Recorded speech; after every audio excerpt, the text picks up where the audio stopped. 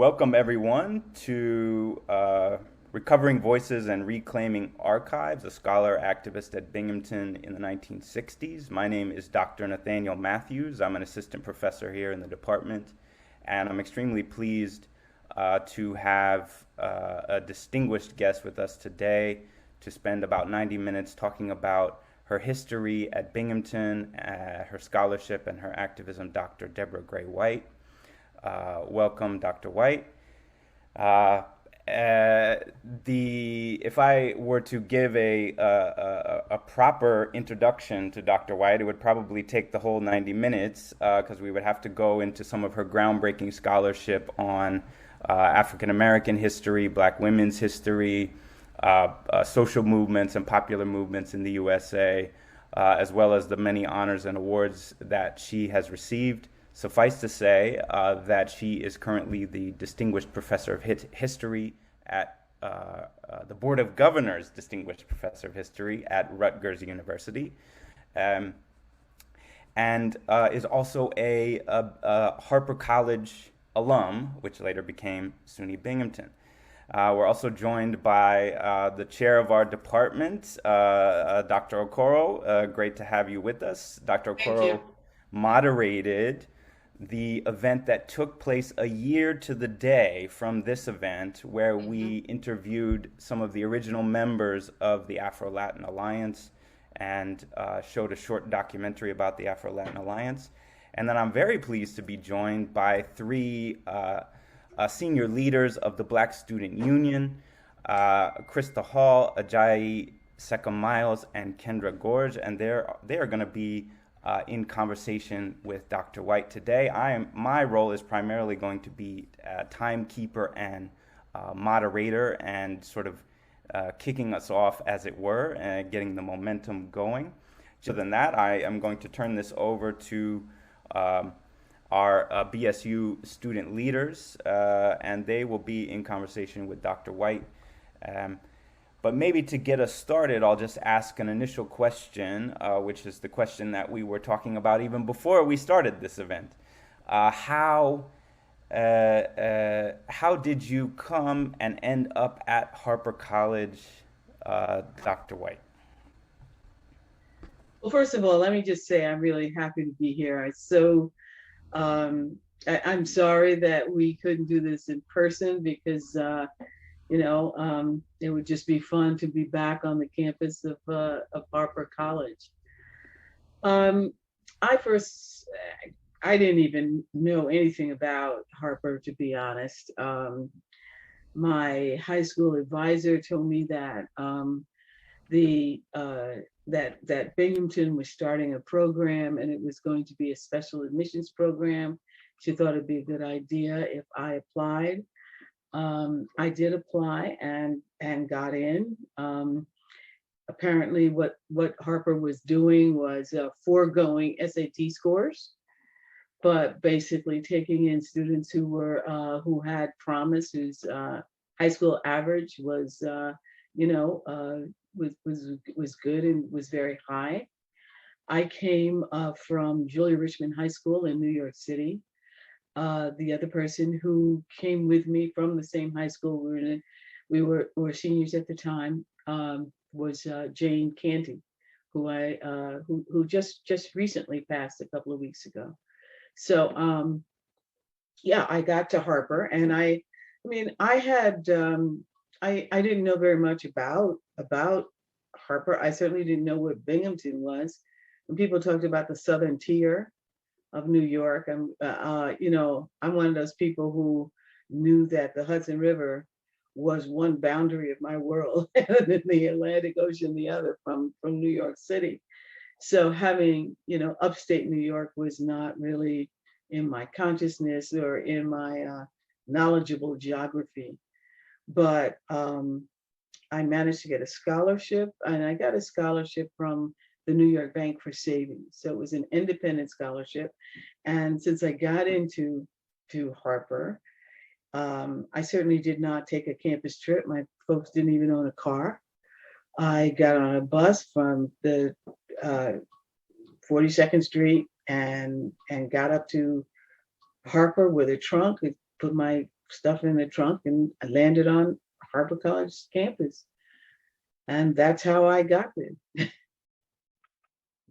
I will say this, I wanted to get away from home. I wanted to go as far as I could to whatever school would take me. And I wanted to go, the state university system was financially available. And particularly with the $1,000 scholarship that I got from the New York Bank for Savings, I was able to go. I was able to go to Harpur pretty much just on scholarship. What year was that you arrived on campus? I arrived in 1967. And were there things that were going on there was a lot going on in the nation at the time.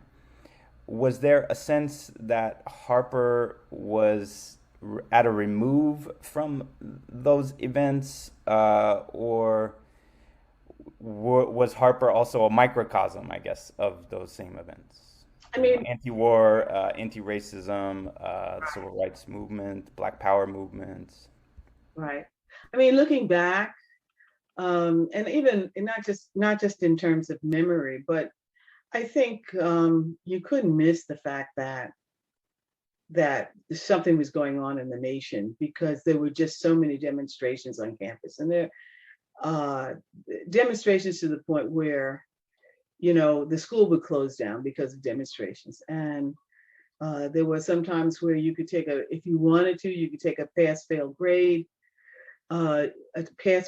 because you couldn't, finals sometimes were disrupted because of demonstrations. And it was right at the beginning of the draft movement for Vietnam. So there was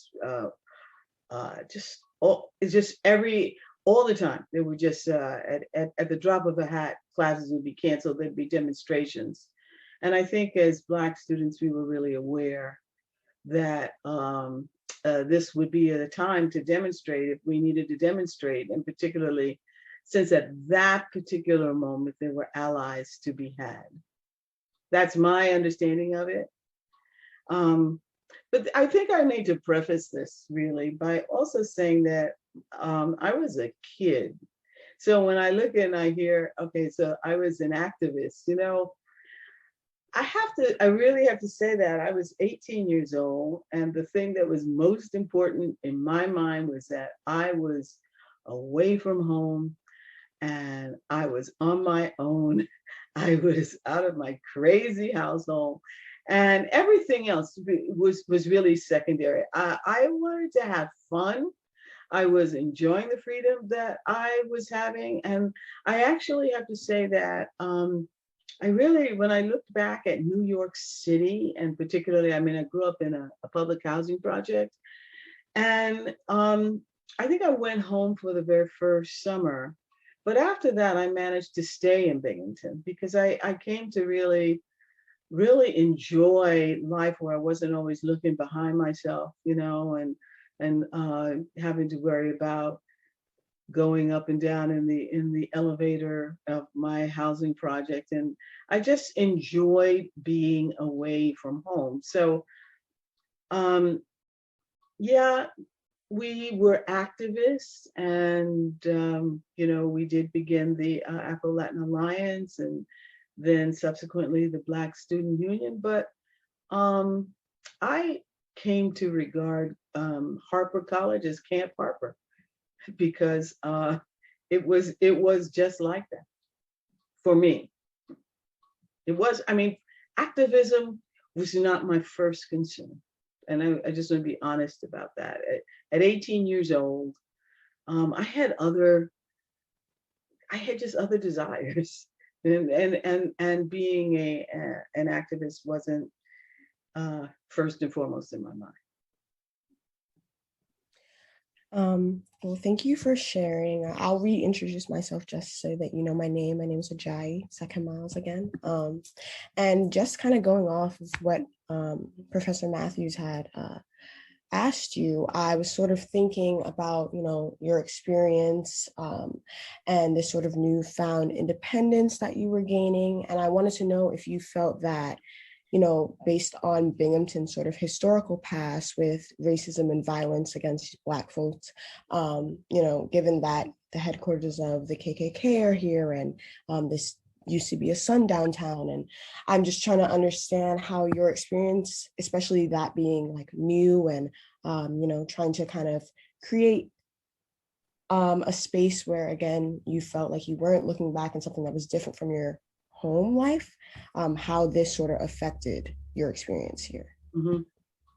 Well, to be honest, I think I may have known. I mean, I'm a historian now. So now I know about the history of the Southern Tier. I know about Binghamton, and I may have known that there was a KKK. But again, that really wasn't foremost in my mind. I did know that when I went off campus, even to the plaza, there was a Vestal Plaza, where there was a shopping center and there was a supermarket, etc. Even then, I knew that I was being surveilled. And when we went into town, we used to go to a joint called Ike's Place. And so, every once in a while we would go to the bars there. But most of the time, it was like I was going to stay on campus, at least my first year. One of the things that I realized that I needed was I needed a car. I needed a car in order to just to be able to move about freely, because the bus system wasn't what you would have wanted it to be, and I didn't want to hitchhike. I think I hitchhiked once. And I was so scared, not only because, I had been told, don't you hitchhike, et cetera. I knew all of the problems, but I'm thinking, well, I'll do it. And the one time I did it, I said, I'm never going to do this again. So I did get a job on campus. I worked in the dining hall.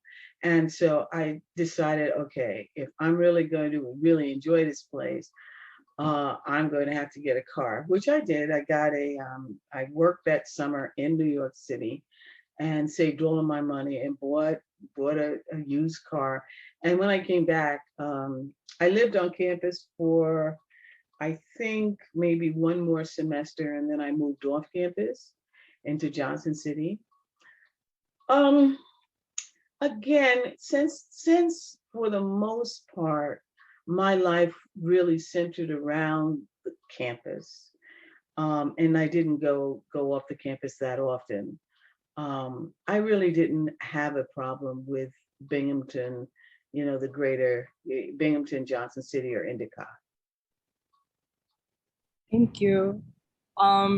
It's especially wonderful to have your voice here, because obviously last year when we had this event, we had amazing voices, but they were all male. So we were wondering, where are the women who are a part of the creation of these forceful movements? So I'm especially interested in learning how intersectionality affected the dynamics of your different organizations, or this one organization at the time, and how Black women and women of color were framed in these spaces, and how you were acknowledged as well. I see some of my some folks who were there back in the day. Hey, Rodney, I see that you're there. And listen, I'm just gonna speak my own truth. I really felt during the very first year that I think we had the closest thing. My very first year, 67, 68, we had the closest thing to what you might want to call a beloved community. We decided, those of us, when you could go for days on end without seeing a Black person, and particularly it being as cold as it was, and this is before climate warming, global warming, it was cold, and you would go for days and days on days, and when you see a Black person on campus, it's like, oh, hi, so we did managed to come together. And since there weren't really enough of us to make a huge Black student union, and there were Latinx people with us, you know, we decided to come together as the Afro-Latin Alliance. And I don't remember an awful, I mean, there were issues with guys. I mean, and some of those issues were just guy-girl issues, you know? It's like the intersection of race was quite acute because, you know, most of us, particularly us women, we were coming out of a fairly, I wouldn't even say sheltered, but an environment wherein, you know, if you got pregnant, that was the end of your life. And our parents made sure that we were protected, and, you know, we didn't get into any of those kinds of situations. But I think that there was a lot of pressure on I felt it. I do know that the person who I was closest to during that first year was Jane Canty. I felt that, you know, the guys, especially the Black guys, they were telling us how, you know, they were putting pressure on us to sleep with them. Like, there's no other way to put that. And then they brought race into it because, you know, they said that, you know, us Black women weren't we weren't giving it up as easy as the white girls.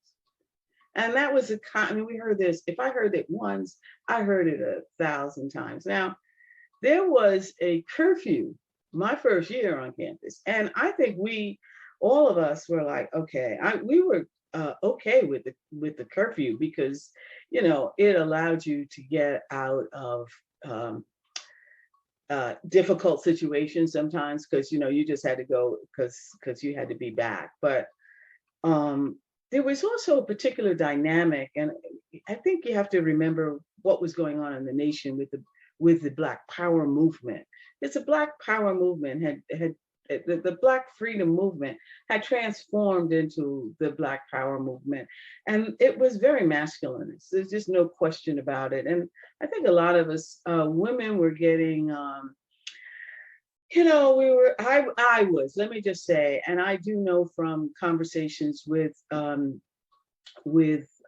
other Black women, particularly Jane, it was like the guys would be upset if somehow we got to a door ahead of them and we didn't wait for them to open the door.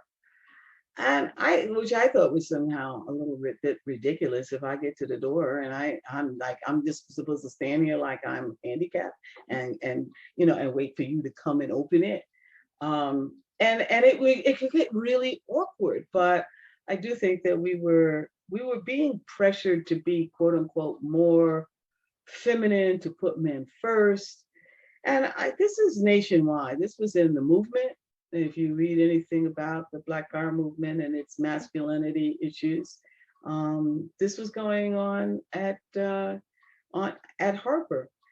It changed, although I would say during that first year, it was less pronounced than the second year. One of the first things that we did once we created the Afro-Latin Alliance, and also I took a lot of heat. I will say that I felt particularly pressured because I was president of the Afro-Latin Alliance. And there were a lot of folks who thought, both male and female, who thought that, well, if we're gonna be Black or Latino, we really need masculine representation. How are we gonna have a woman be head of this organization? So the second year, when we did demonstrate, we did organize, we did put pressure on the university. And particularly, one of our most wonderful advocates was John Benson, who was head of the special admissions program. And he just made, you know, he kept pressuring the university. So by my second year, we had an awful lot more people come in because, you know, and again, that's something that happened across the nation. You know, you get we got our foot in the door, and then we pressured the administration to let more people in. But the second year, particularly when more Black guys came in, it was, what do you mean you're going to have a woman be head of the Afro-Latin Alliance? That doesn't make no sense, blah, blah, blah. And also, there were enough people at that time, and this, again, is my memory of it. There were enough people to have a Black organization. There were many people who objected to having an Afro-Latin Alliance. And I think the same thing was going on in the Latinx community as well. They wanted to have their own separate alliance. So what we did was we separated and created the Black Student Union. And I'll stop there. You wanna, but there was, when you talk about the intersection of race and gender, I think it could get intense. It could really be intense. Based on what you were saying about creating the Black and Brown Alliance, I have a question. Do you think it was easier to start an organization or activism for Black and Brown people as one entity, for example, as a Bocce in this time, than to it switching into separate spaces currently? I'm not sure. You mean, was it easier then or now? I'm not sure. Okay, sorry, let me rephrase my question. Why was it easier to create one big alliance? Because I feel like as of now, like right now on campus, we have different organizations for different groups. We have separated. It's not the same unification that you had, like, for example, in your time. Because there were so few of us. I mean, when you're dealing really with, 20, 30 people, that's really easy. When you start to get up into the hundreds, then you're dealing, you're starting to deal with a variety of people with different political perspectives. And also remember, we were also split along lines of being moderate, being nationalist. There were some folks who were, followers of Malcolm X, and there were some people who veered more towards Martin Luther King and a much more moderate stance. So there were ideological differences between us as Black people. And then I think now, again, speaking as my historian, putting on my historian hat, you have, it's not just a matter of Latinx versus Black, but then you have Black Caribbean and you have Black African. And so people coming from different parts of the African diaspora. So my goodness, we were split. There was, even given the splits that we had, and I know that the Latinx community also had different splits in their group as well. But even given all of them, it was just like we had to come together as one because there were just too few of us. I hope that answers your question. It does. Thank you so much. I think that's very interesting. Because my next question was going to ask, what do you think intersectionality or just a different identity played in this division? But I think what you're saying is also important, that the population size was totally different, and even the different political views. But I feel like that's so interesting though, because in BSU, I feel like we have different political views, but we're still able to come together just on one base like goal, to advocate for Black people. So I wonder what changed now, why we can't go under that same unification as well. Yeah, and I do think that the issue, a lot of it is demographics in terms of numbers. We were brought together because there were just so few of us. And it's interesting that the more African American and Latinx people came in, and I should say the more Black people came in, although remember that that most of us may have had some Caribbean roots, but it's really 1965 when when immigration really picked up. So between 1967 and 1971 is when I graduated. Most of the people who were Black at SUNY were going to be African American. If they weren't Black Latinx or Afro Latinx.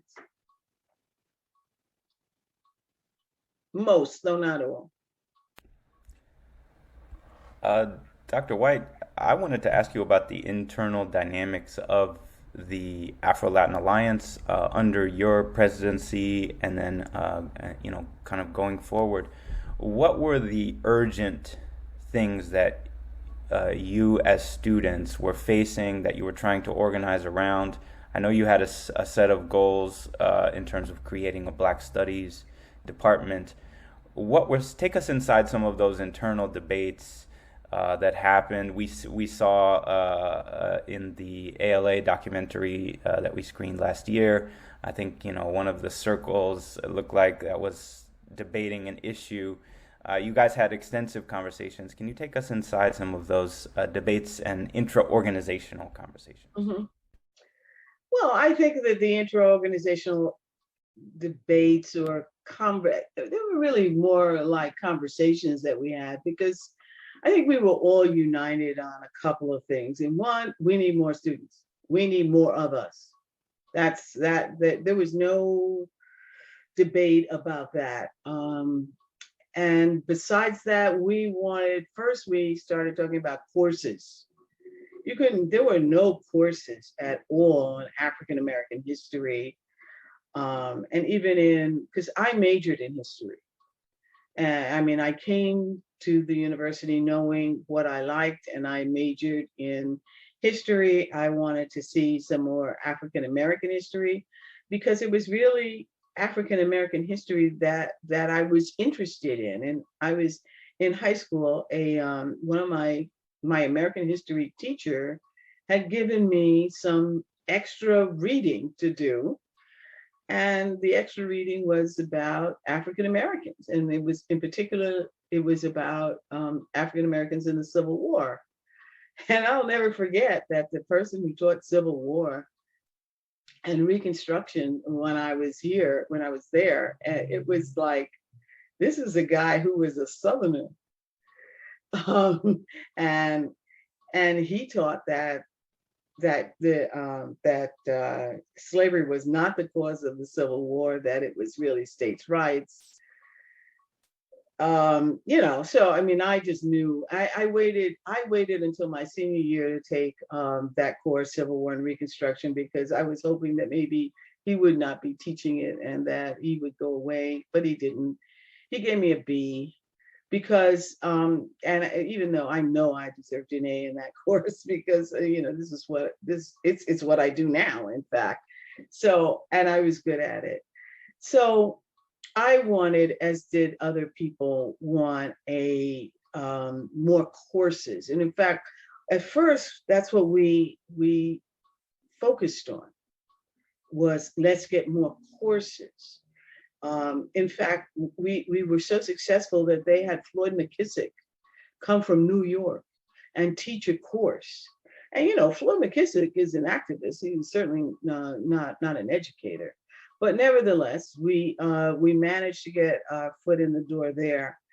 And from there, by the time I was in my senior year, we were starting to talk about African American studies departments, et cetera. But what we were really happy about was just that we could get more focus on classes.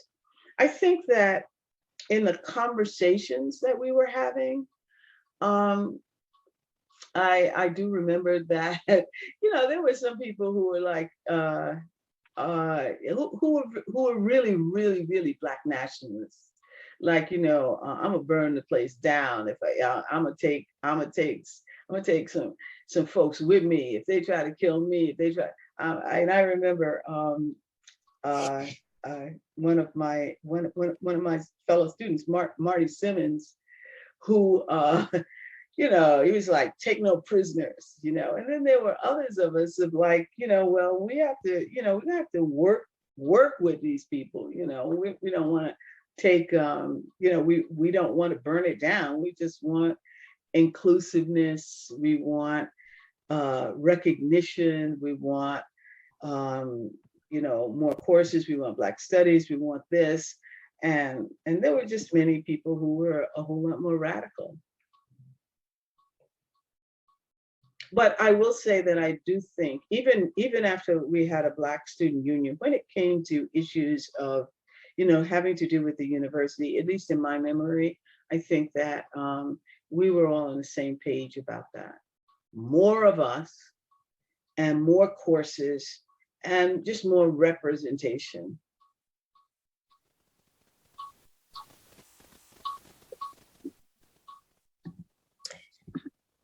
Yeah, thank you for that. I feel like a lot of us, it's funny seeing the correlations between like the type of political thought that was happening then and currently now. Like, I feel like we've all had similar ideas, especially coming to, the deconstruction of the institution that we all have experienced. So thank you. I wanted to pose a question about just your involvement in activism and specific events like the Million Man and Million Woman March. But I wanted to get your opinion more on how you've felt about the current protests and current organizations that's been happening, specifically over the summers. And well, we've honestly been having some conversations within our org and just like generally with some professors within the Africana office. And just kind of speaking about how these protests have kind of been deemed to be seen as some of the largest throughout history, especially in terms of support, especially in terms of diversity within like the participants. So I wanted to know your kind of input in how you felt about that, especially the shift of Black organizing being done within complete sort of isolation during this pandemic.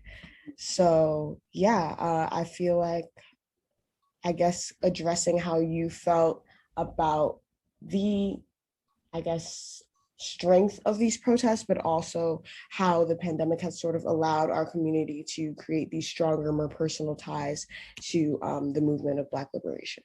Mm-hmm. Well, that's a big one. Here's what I say.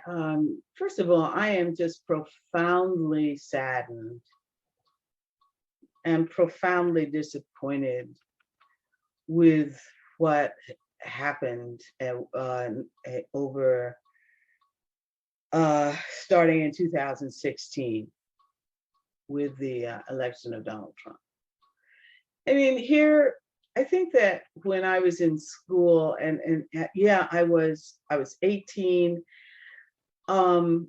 I was away from home, and that was really my most primary concern and interest. But nevertheless, I really had a profound sense that things were really going to be different for me than it had been for my parents. My parents, both of them were Southerners. They had taken place in the Great Migration, and it was just like, oh wow, I get to experience the Civil Rights Movement.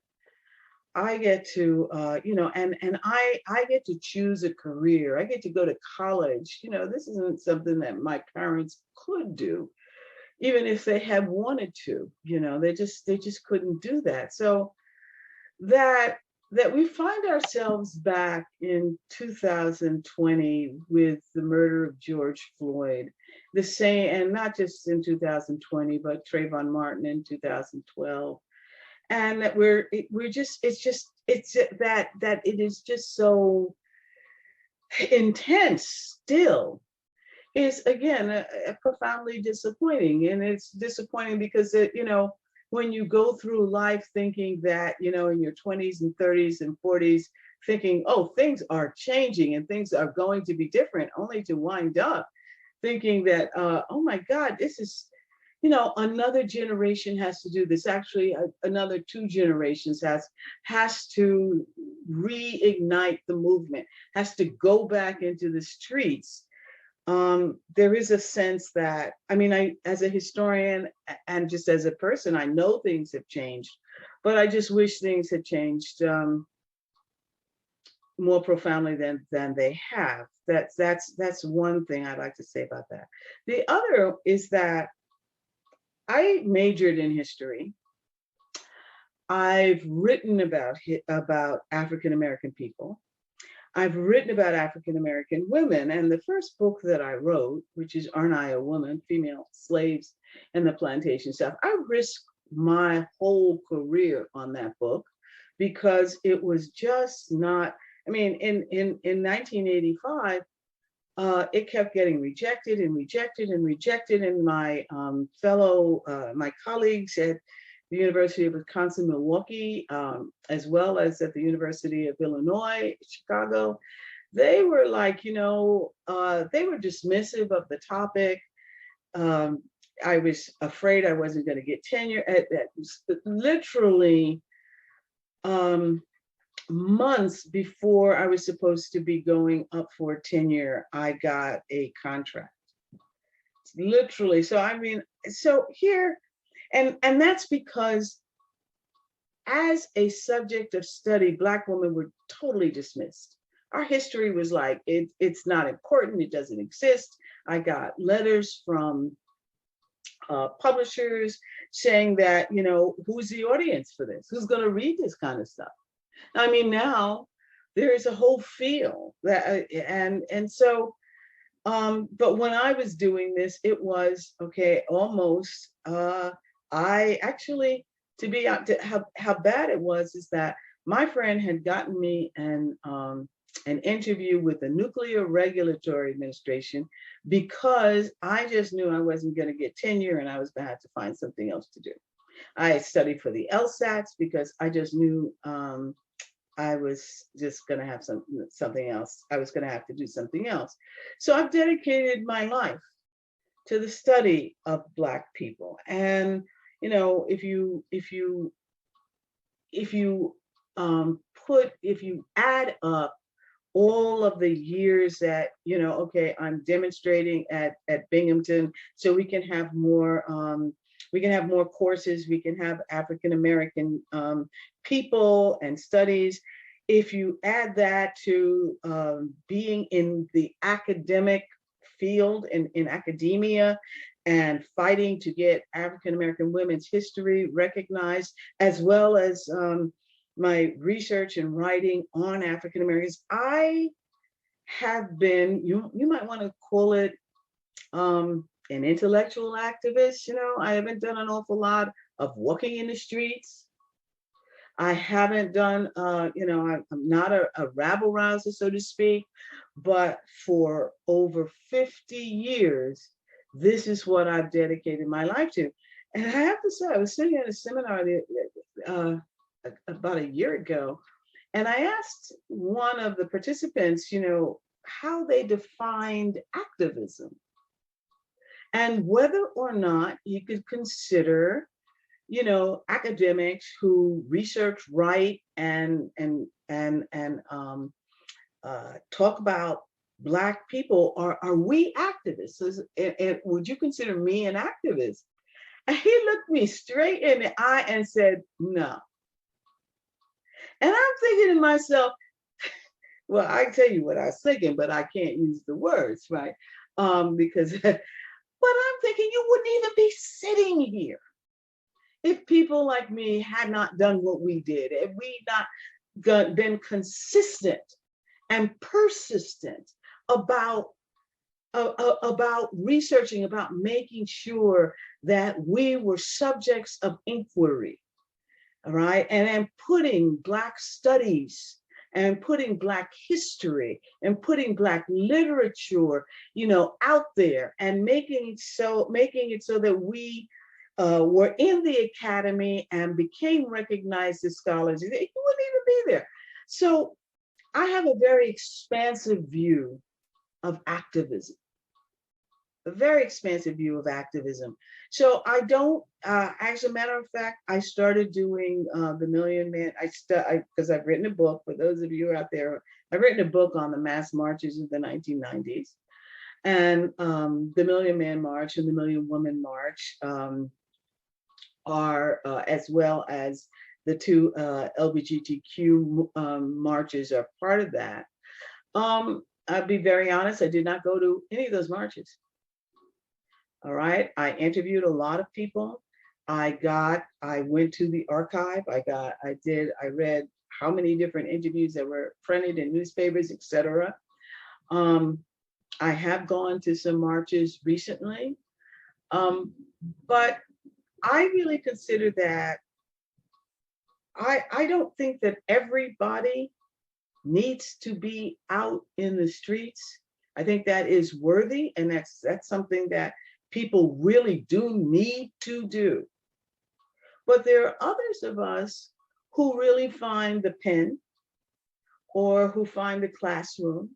You know, I think that each one of us has to figure out how they will participate in the movement.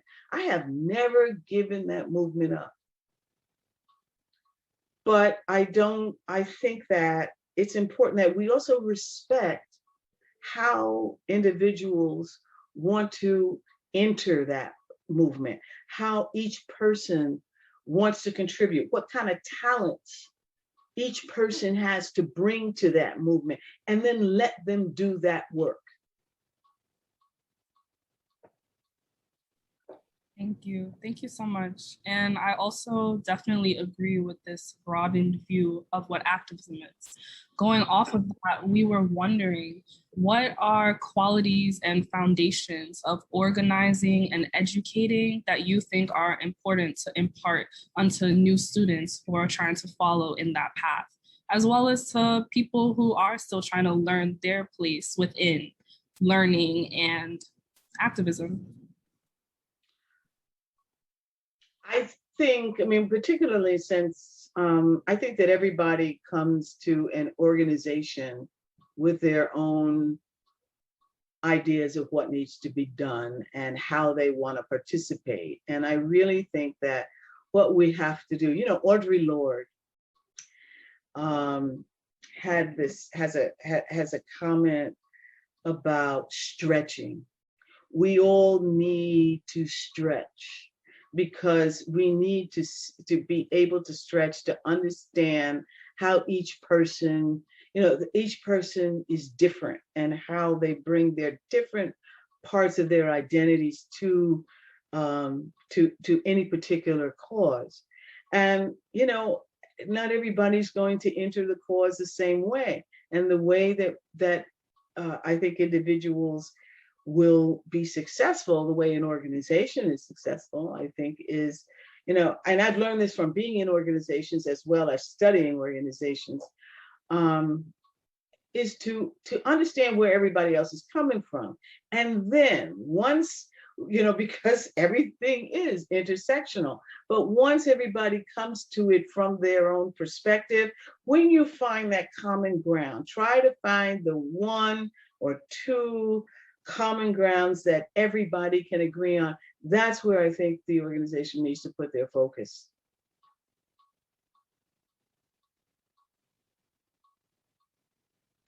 Thank you so much, Dr. White, for answering all of our questions. We will now have a Q&A. So if anyone has any other questions, ask now.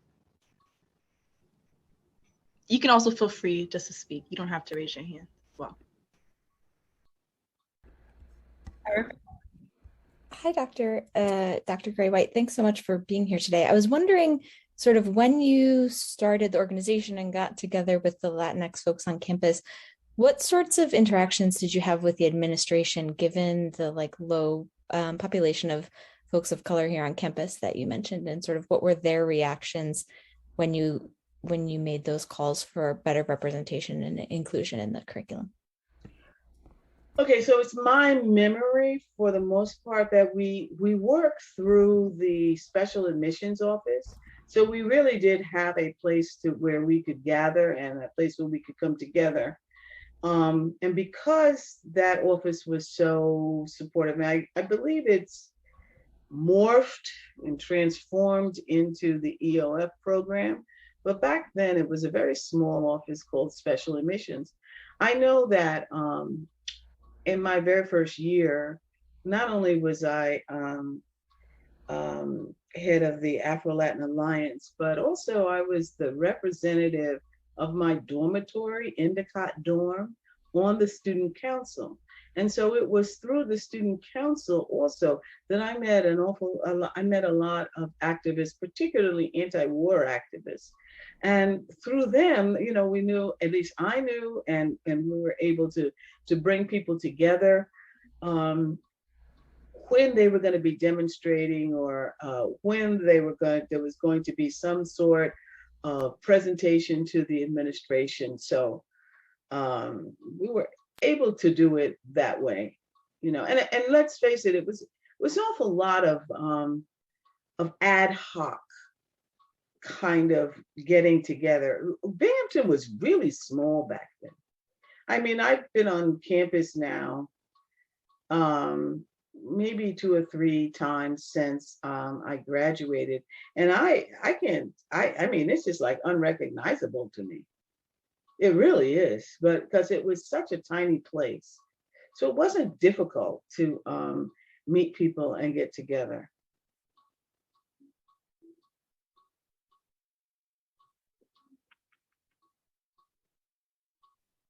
Thank you. If anyone else has questions, you can just raise your hand.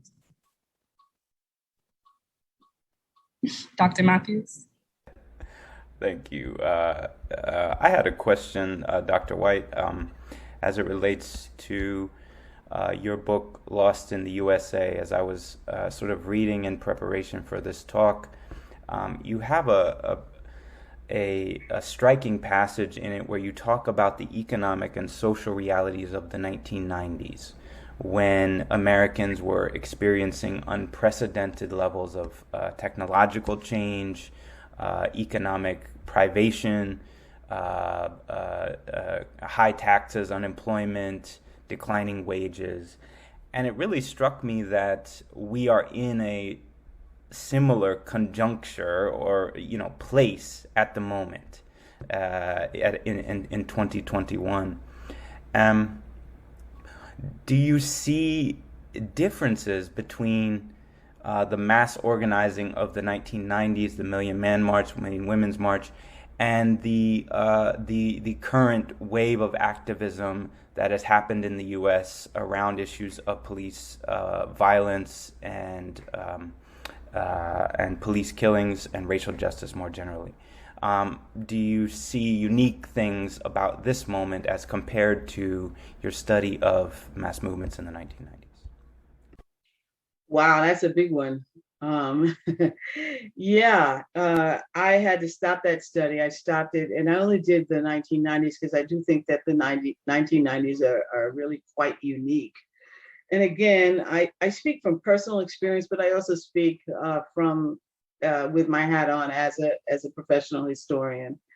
The 1990s, in many ways, were they're very troubling and very troubling, and given everything that you have said. It was a period of what we call sort of post-modernity. We're talking about deindustrialization, so manufacturing jobs that are disappearing, and globalization is really it's in full swing, but it's still, the internet has just not pervaded everyone's lives in the way that it has now. And so I do think that organizing with the internet is really, really different than the kind of organizing you have now because the all of these marches in the 1990s, they take place where people are really gathering together and they are meeting. So they're these open air, they're almost like revivalist meetings. Whereas I think what happens now is that people come together for a particular march, and then they disperse and they go back on social media. But I also think the 1990s is a period of intense optimism. There is a sense that particularly among African Americans, that we have benefited. We have really overcome so much of the adversity, and particularly since, even though you begin to have the same kind of incarceration, certainly that begins in the 80s, there is a sense that we can do it on our own. And that was what the Million Man March and the Million Woman March, I think, were really about. It was about reconfiguring the Black community so that we get along better, so that if we all come together, we can heal. And there was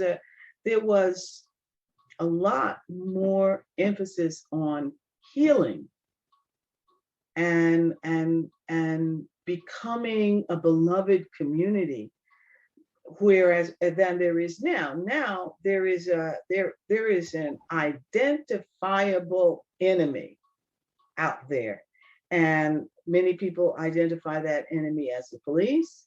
Many people identify that as the white supremacist groups.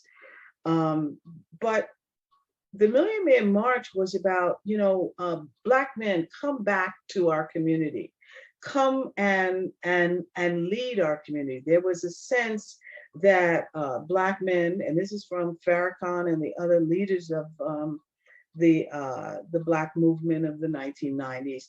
There's a sense that we can do this on our own. We can, if Black men come back to the community, if they become better fathers, if they become more responsible men, if we stop killing ourselves, if we stop having Black on Black crime, this is something that we as a people can do ourselves. There is much more of a sense now that something is being done to us right now, and that all of the structures that have been put in place, whether it's by the police, by the government, that they have conspired against us. And I don't think that there was that sense of an outside menace in the 1990s as there is. There was just a sense that, we need to be better. Sisters need to be kinder towards each other, and we can do this. And right now, I do think that it's, oh my goodness, we're being set upon, and we have to organize to end institutional racism. Even if you look at the polls, and you see that in Lost in the USA, there's a sense. I mean, Black people, when Black people are polled, and by Pew Research, by all kinds of different polls, Black people are saying, we do to ourselves more than what's being done to us. Now we're saying, wait a minute, that's not true. Something is being done to us, and we need to identify what is being done to us, and we need to fix that. And I think that's major. That's the major differences between, particularly in Black America, the differences between the marches today and the marches back then.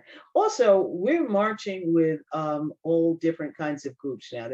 It's much more of an interracial sense, although that was last year. I'm not sure that interracialism has survived the pandemic.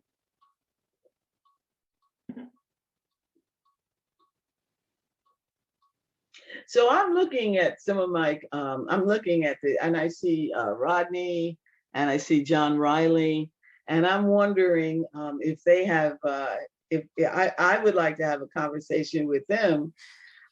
First of all, I want to say hi. I want to just say shout out and say, hey. Hello, how you doing, Debbie? I haven't seen you in so long. So, can't count the years. It's decades. I'm gonna jump in before Dr. Riley gets going, because I know between the two of you, the sparks will fly with the conversation. And the first thing I want to say, it's a delight to see you, and it's delight to sort of witness this spectacular career that you've had, and realizing that we saw the beginning when you were 18, 19, 20. Which is sort of wonderful to see that arc. And I don't know if our audience is really aware of how significant your writing has been. The Library of Congress had to invent a new category for historical literature based on what you did with Ain't I a Woman.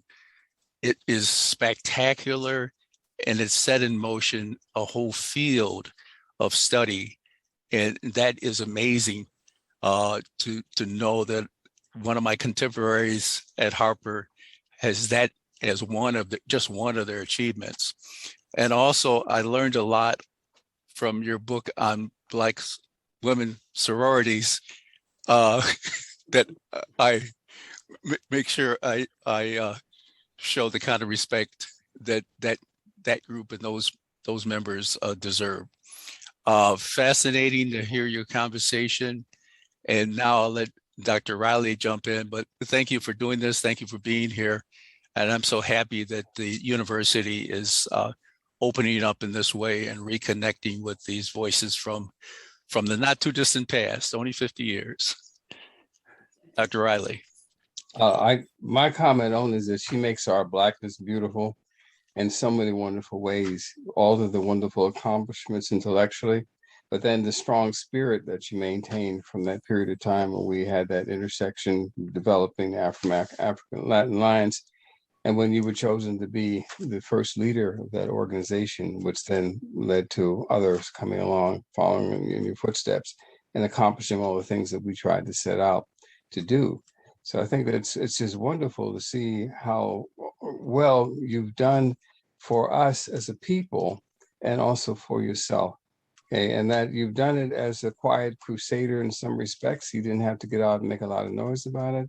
You use what we really value the most, was that the pen being a sword, and you turn that sword, okay, into radical reforms in the intellectual arena, which affects the rest of us, okay, in the more social arena or in our everyday lives. So you're a treasure. Okay, we really appreciate you. Okay, and I think it's just wonderful to see you alive and well. After so many of us have lost along the way. It's just great to see you alive and well and to hear you speaking so eloquently, okay, about your accomplishments and also about our journey as Black people, okay, from that period of time. The question, I know that the one lady asked the question about whether there was misogyny, okay, involved in the formation of an Afro-Latin Alliance, okay, and Rodney and I answered the last time, said we didn't feel that, and I think you answered by saying it was more like a bit of kind of a family in a way. We were close, and those issues were not on our mind, especially when we were trying to establish the leadership of the Afro-Latin Alliance. It almost seemed foreign to us even today from the journeys that we've taken in our lives. But we do recognize, okay, the transitions that you talked about, okay, how other people, when others came in and got larger, and you had the outside movements intruding this notion of Black patriarchy and favoring Black men and all those kinds of things. But they were originally foreign to our conception and our conversations on developing the Afro-Latin Alliance. So that was a special time, okay, for us, okay, when we just felt each other as people and as a community who needed to meet who need to see certain things need to be done, and to try to meet those things that needed to be done. It's interesting, we have different relationships, of course, with Special Missions Program and with John Benson and all the others, so we have a little different spin on that. And then when I came back and worked a little bit in administration and tried to deal with people who were actually putting together the petitions for the Black Studies programs and things like that, it was a little different dynamic though, so I had a little different impression of what was going on there. But nothing inconsistent with the spirit of your conversation. Everything to me is just perfect, and you articulated with the graphics. You gave us the graphics that I need for myself to help clarify those moments. I've take a lot of notes from what you said. So Debbie, hey, hats off to you. Wonderful, fantastic achievements. Glad you're alive and well, and that you're still producing things. And I love that. And Rodney's absolutely right. You're a groundbreaker. You know, you're a pace setter. Okay, I hope that many of the people here, the students here, will look to you that way. Read your books, get into the struggle of being an intellectual and making those contributions from an intellectual point of view. It's wonderful to be in the streets, it's wonderful to shout and holler, but you got to put your mind, okay, into gear. Where the rubber meets the road is where that brain, the ideas are put into action. And you have to have the ideas, and when you put them into action, it's not just all about action, it's about those ideas coming to fruition. So the intellectual part is extremely important to be mindful of. Okay, develop that mind, get that wisdom, learn those skills to be able to articulate and battle it out in all the arenas that you can, so that we can establish what we need to be happy in this country. Thank you. Thanks. Thank you. Sure. I think my video has been turned off by the host. Okay, anything? Guess he's working on that. Okay, yeah, there we go. All right. Well, I'm really, boy, it's really glad to see you guys. It really is. Good to see you too. I forget why I couldn't make it last year. I know I had been invited, but something came up, but it's really good to see you. And it's also good to be and to see a whole new generation of young folks at Binghamton, because we weren't there. I mean, the Black people were just not at Binghamton when we first got there. And I'm really glad to see that we started something and you're continuing it. So you do walk in some serious footsteps, and we expect you to uphold. We expect you all to do well. Right on. Right on. Yeah. It's so good. I wanted to say a word about that, because I think that this history is so important, and there is an award-winning article waiting to be written by one of you who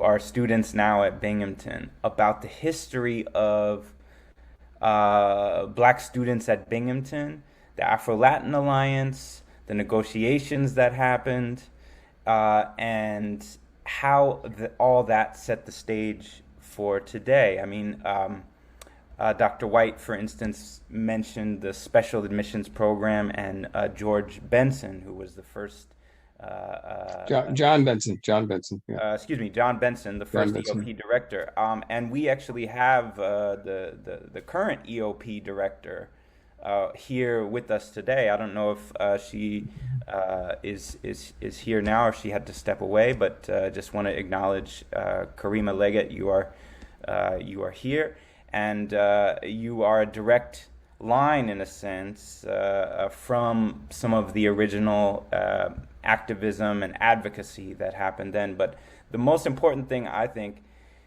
stay in touch with these folks.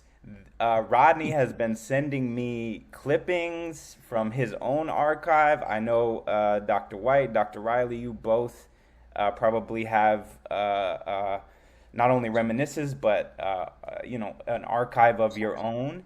And as I said, I think there's an award-winning article waiting to be written by one of you who wants to delve deeper into this. And I know that the three, people that we have with us today would be more than happy to share what they have with you, were you to pursue that. I don't want to speak for you, but I think... Dr. Matthews, let me just chime in a minute. I had an old woolen sack reel-to-reel tape recorder in those days, and I was able to record some of our meetings. And it's interesting because we brought in James Turner, Dr. Turner, who was at Cornell, to give us some advice on setting up the Africana Studies Department. And I was able to find that tape. Wow. And others, which I will make sure I'm working with someone who's transcribing those, because they're on reel to reel. They're sort of moldy. So this person is going through and making sure that they can get as much as they can from that. But one of the things that Dr. Gray White was a wordsmith even back then. In one of the pieces she said, we're image makers and image breakers. we make these new images for ourselves and others to see, but we also break those old images, those stereotypic images that really aren't us and aren't us at our best. So image makers and image breakers, Dr. Gray White, way back when, you were a wordsmith in framing some of the things that we need to do and understandings we need to have. And Dr. Riley, I sat at his feet because he really sort of calmed down my intense activism and put it in a more humane space, a more loving, a more caring space, a space that was more useful for humanity. So John, I thank you for that. And with that, I'll just close. But I'll make sure that those audio tapes are made available to folks. Thank you so much for that. Really appreciate it. I just want to, I want to second a number of the things been said here. When we had the event last year, there were things that stood out, and now with Professor Gray White, there were things you said, and I really appreciated the point about creating connections, creating those bridges, being able to bridge those gaps, because I think in talking about the comparison between activism going on now, even what we see on campus and the ways in which we engage in activism, which may not involve us going out on the street. I think I've been accused of that. And I said, well, there are many ways you engage in activism. It's interesting that earlier this week, I got an email from somebody that graduated from the university, maybe in the early 70s or thereabout, and was telling me about being in a classroom and being challenged by Professor Carol Boyce Davis, and being forced to think and wishing, oh, I want to do this. The different ways in which we engage in activism, but more importantly, the ways in which we create connections and build bridges. And I really appreciate you guys mentioning this, because when we had the event, Dr. Riley and Mr. Young talked about the people that were involved in high places. There were the people that helped them to, how do you even present this, to SUNY Central? And now today you talked about specific individuals in the special admissions program, helping our students. I hope our students can learn about how do you create these bridges to achieve your goal? Because at the end of the day, you cannot go alone. That's one of my favorite African saying, that if you want to go fast, you go alone. But you want to go far, you go together. And going far means success. To go far, you have to go together, because going far means success. So I really appreciate you guys, in your ways, emphasizing this need to create connections, to create these linkages, to create, as a way of moving forward. Because we've had a few of those issues on campus, and I feel as if our students are right there. We have some representation of them here. They're right there at the cups of making a difference. And many a times it's about being able to steer it in the right direction, and that entails having the right connection to be able to do that. So thank you so much for sharing those points, because I sincerely, deeply appreciate that. I appreciate you talking about the fact that when somebody looked at you, I didn't think you were in activism, like, excuse me? I'm thinking to myself, excuse me? Yeah. Yeah, I mean, trust me. I had some, I was thinking of, in particular, some very choice 4-letter words for this particular episode.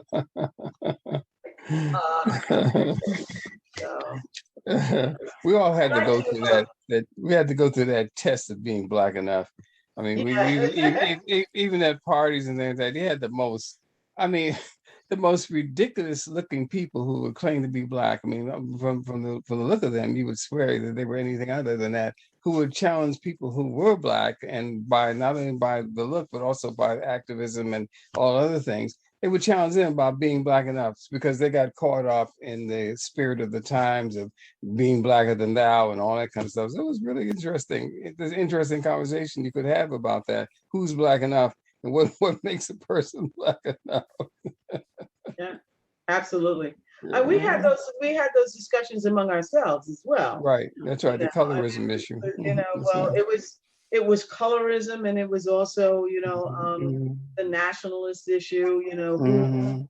who's a Black nationalist, et cetera. I remember being on campus and walking across campus the night that that Martin Luther King was killed. Mhm. And there were a few in our camp who were like, well, that's what he gets for being, nonviolent and all. And it was like, I really, even then, I was flabbergasted, because here's a man who just gave his life.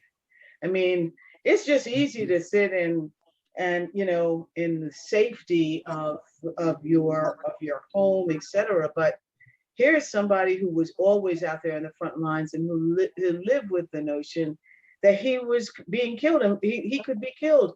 And also, I mean, when you think about it now, he was living with the threats from the FBI, that have since come to light. So now there were many of us who were much more nationalist, and there were, so we had those debates among ourselves. But I do think that I'm really glad to see that what we did, in making sure that that more people came after us, and that you guys are there, that it really it mattered.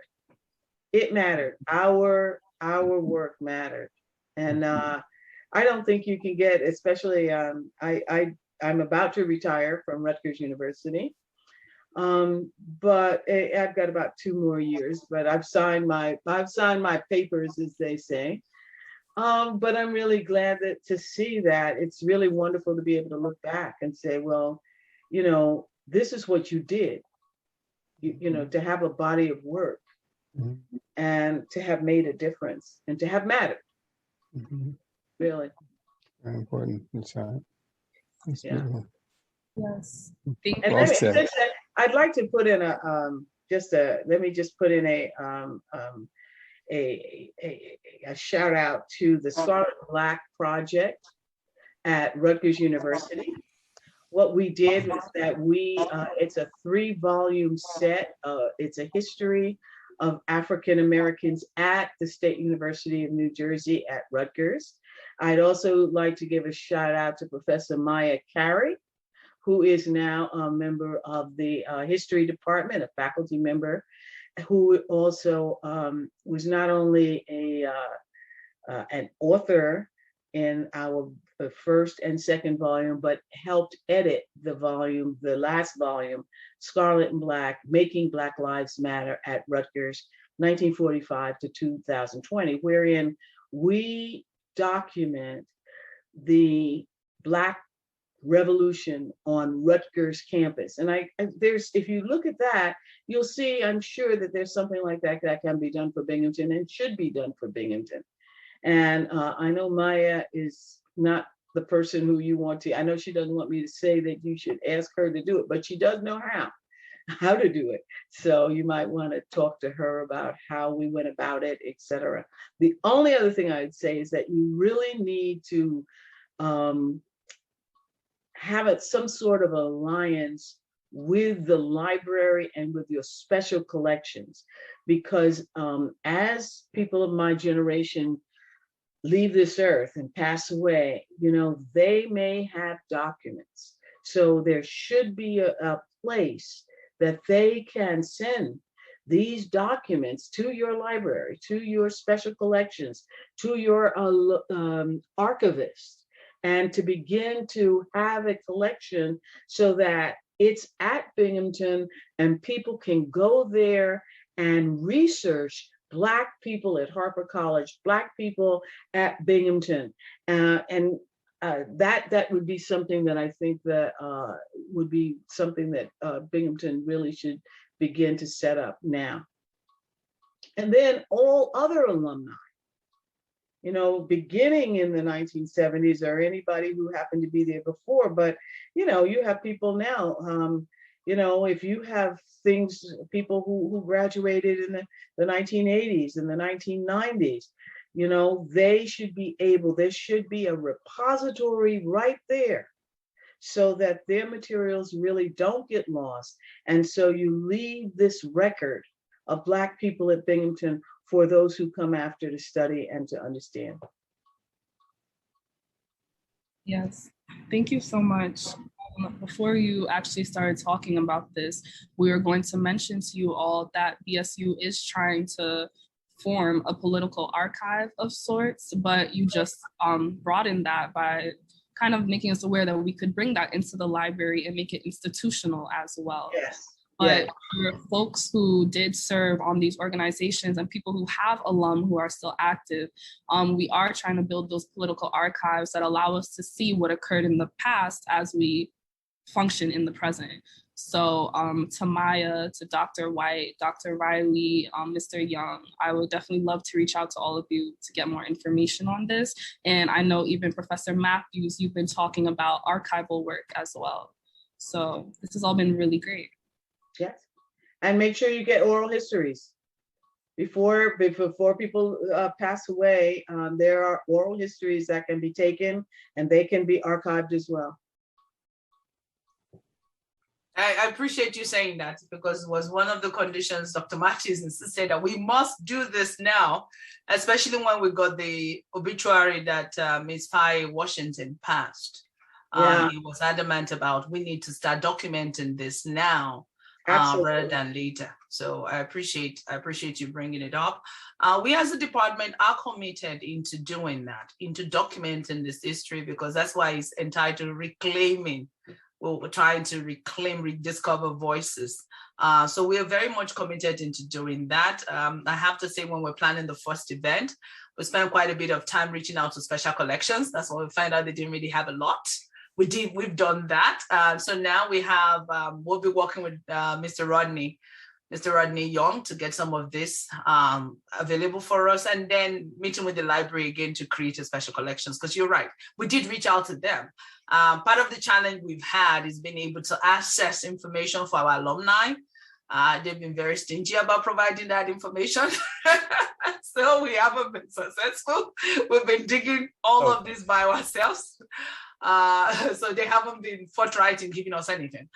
Really, they haven't helped us at all to get access to alumni, but we are trying our best by word of mouth, by reaching out to people that we've heard about, and then using that as a means of connecting with folks. So we're very much excited that you brought this up. This is, of course, being recorded, and it's part of our effort to document these voices, to reclaim these gaps in history about Blacks at Binghamton, about Blacks at Harpur College. So thank you for emphasizing that more than ever before. I know our time is short, and we said we would have a hard stop at 3:30, and I want to be respectful of that. I do want to end by noting that I did drop in the chat a link to special collection items related to Black students at Binghamton and the formation of the Afro-American Studies Department. So if you click on that link, you'll see that there are a number of boxes in special collections that deal with the Afro-American Studies Department over an 8-year period, the Triple Cities College Black presence over several years. There are records from the Afro-Latin Alliance. So there is already a substantial collection there that would reward the efforts of a researcher. So if you'd like to know more, I also have I have been in touch with some of the people from Special Collections. I think the director of Special Collections is here, and so just put in a plug for Special Collections. It's not a place that students go that often, I feel like, or even know where it's at, but there is a rich archive there that would reward anybody who delves into it.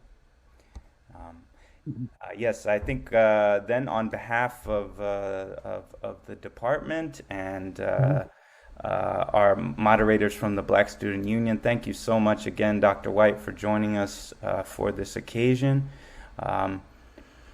And I don't think I can add anything else to what has been said. Thank you all to our audience for taking the time and coming out and listening. Thank you to our moderators and those who asked questions. And special thanks Rodney Young and Dr. Riley, who came back a year later to the day to join us in conversation.